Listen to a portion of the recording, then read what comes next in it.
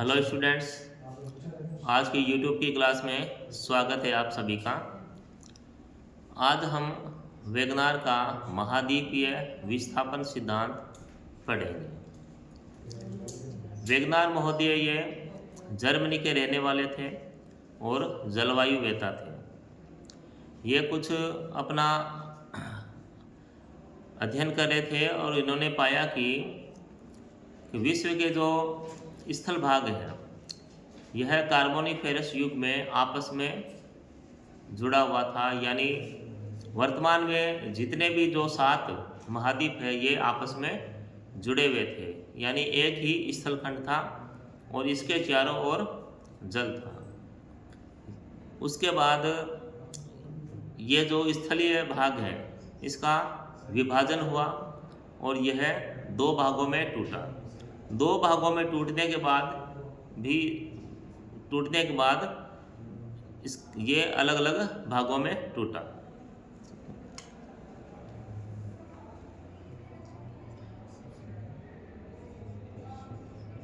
Wegener का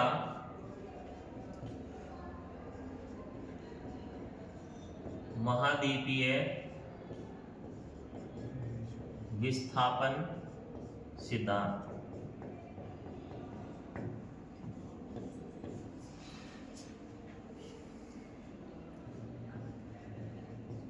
Germany के रहने वाले थे। 1912 में इन्होंने अपना सिद्धांत दिया था, लेकिन प्रथम विश्व युद्ध की वजह से इनकी सिद्धांत की तरफ लोगों का ध्यान नहीं गया, तो इसकी जो विवेचना है वो 1915 और 1920 में हुई थी वेगनार के सिद्धांत की।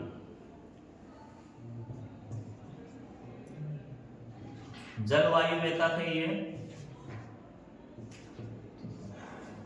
अब इन्होंने ये कहा है कि जो समस्त संसार है वो उसका एक ही स्थलखंड था, ठीक है, और उस स्थलखंड को इन्होंने पेंजिया नाम दिया था।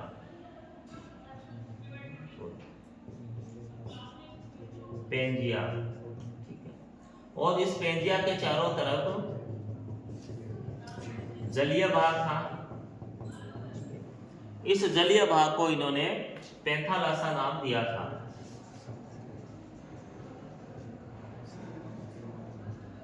पैंथालासा नाम, ठीक है, और इस पेंजिया में एक टेथिस सागर था, ठीक है। जो स्थलीय भाग है उसका नाम पेंजिया रखा और जो जलीय भाग है उसे पैंथालासा कहा गया। पेंजिया में एक महासागर था जिसका नाम टेथिस था। उसके बाद इसमें ये जो पेंजिया है 2 भागों में विभाजित हो जाता है। इसका जो उत्तरी भाग है इसे अंगारा लैंड कहा गया और इसका जो दक्षिणी भाग है इसे गोंडवाना लैंड कहा गया। जो पेंजिया है ये 2 भागों में विभाजित हो गया, अंगारा लैंड और गोंडवाना लैंड। अंगारा लैंड में देखिए कौन से क्षेत्र या देश थे। उत्तरी अमेरिका, यूरोप और एशिया के कुछ भाग थे इसमें अंगारा लैंड में। और जो गोंडवाना लैंड है इसमें दक्षिणी भारत या प्रायद्वीपीय भारत, दक्षिणी अमेरिका,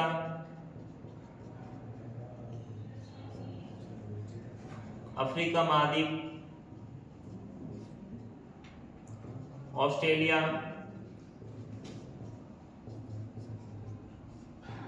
अंटार्कटिका, मेडागास्कर,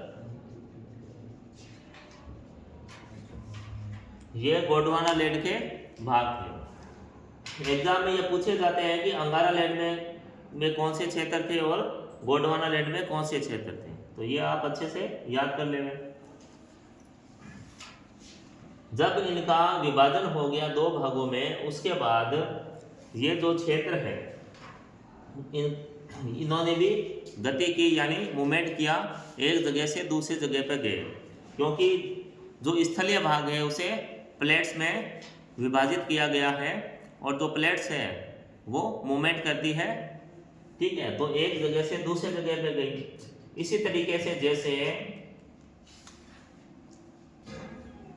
दो तरह की गतियां हुई, एक में तो कुछ प्लेट है उत्तर दिशा की ओर, उत्तर दिशा की ओर गति की, और कुछ प्लेट्स ने पश्चिम दिशा की ओर गति की।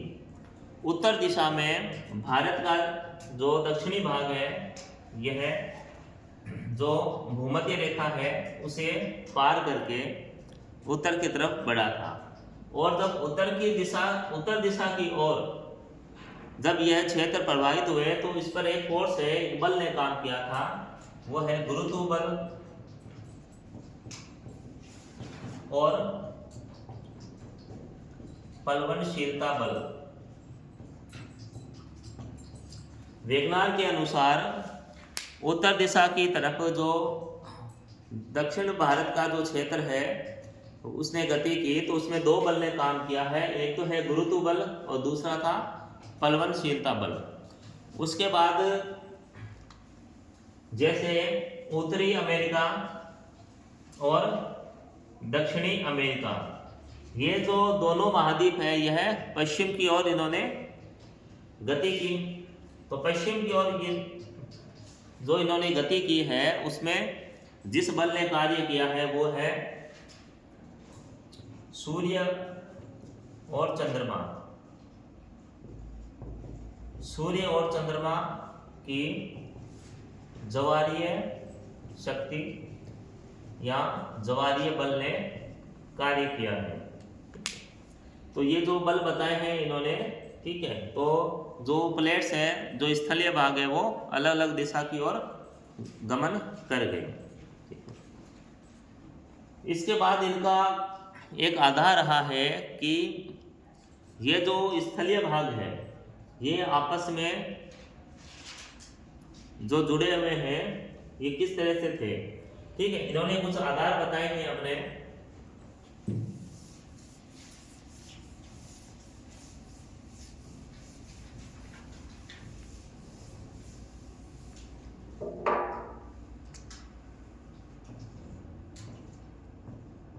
उत्तरी अमेरिका,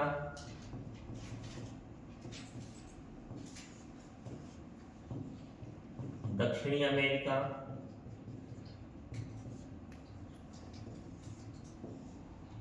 यूरोप, अफ्रीका, और इनके बीच में ये एस आकार का अटलांटिक महासागर।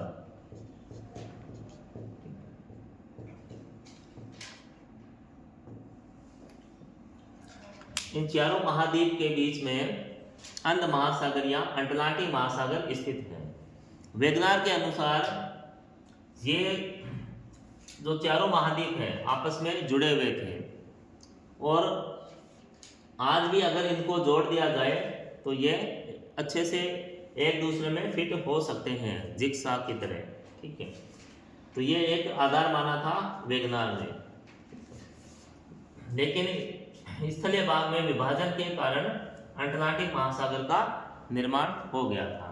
इसके अलावा वेगनार ने यह भी माना कि जो अटलांटिक महासागर है इसके जो दोनों तट हैं, यानी ये पश्चिमी तट और ये यूरोप और अफ्रीका के पूर्वी तट,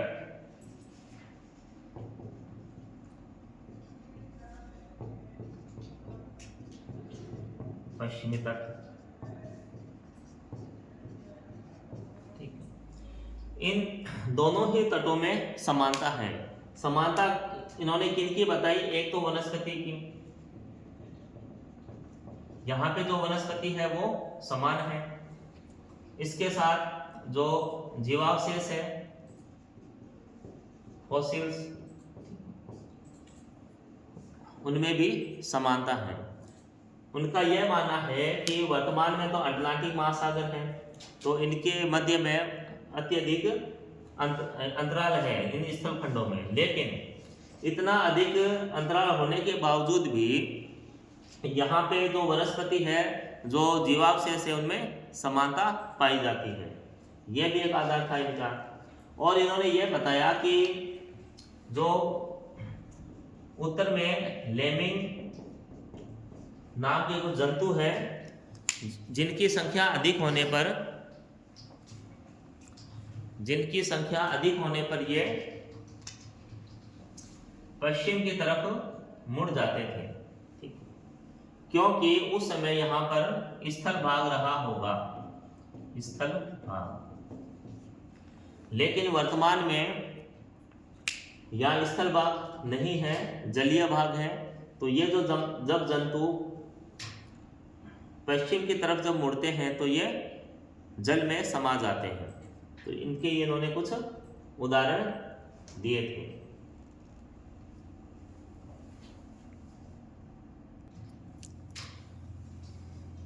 तो ये जो सिद्धांत थे इनके पक्ष में थे। इसके बाद विद्वानों ने इस सिद्धांत की आलोचना भी की है। उन्होंने यह कहा कि जैसे इन चारों महाद्वीपों को आपस में एकदम से जिग्सा की तरह जोड़ा नहीं जा सकता है। इनमें कुछ अंतराल रहेगा, लगभग